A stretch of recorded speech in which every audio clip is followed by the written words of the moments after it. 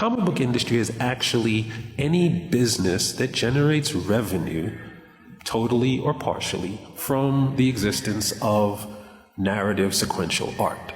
Which means, and there's two ways that you can actually make money off of comics. You can make money directly because you make comics, or indirectly because you do something related to the comics.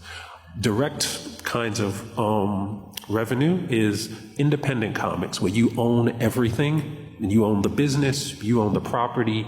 Any profit that comes out is yours.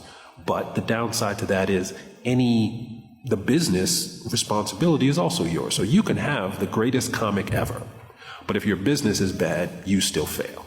You could have the best business model that anyone has ever seen, but if you don't have a comic, you have nothing to sell. And creative people don't really like to hear me say this, but this is actually 100% true. If your comic is not that good, but your business model is amazing, you still make a living in comics. You're not winning any Eisner Awards, but you can still make a living. Quality is a plus. It is not necessarily essential. Artists and writers hate that, but it's still true. Look at the story you have, pull out those pieces, and then you will be able to identify who the ideal reader is. That theoretical construct of the ideal reader, you can then look out into the world, find those groups of people who match that ideal reader concept. That's going to be your target market. Those are going to be the people who are going to be more inclined to read your comic than anybody else. The beautiful thing about social media and the way the world is now structured is that those people have already formed those groups.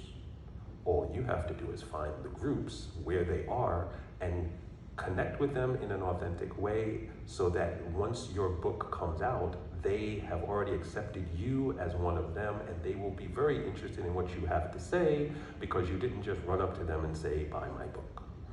And people would come into my office very excited that they're going to be drawing Spider-Man or Squirrel Girl, whoever it is they're going to be drawing. And I'd say, take this contract to your lawyer, tell me what they think about it. But I knew he didn't have a lawyer. And he knew that he didn't have a lawyer, and he knew that I knew he didn't have a lawyer. And we both knew in 3 days he was going to sign that piece of paper. That piece of paper, he was giving away any new characters he did. He was giving away back-end participation. He was giving away moral rights. He was giving away pretty much everything. And he didn't even know it because he wouldn't read it and he wouldn't take it to anyone.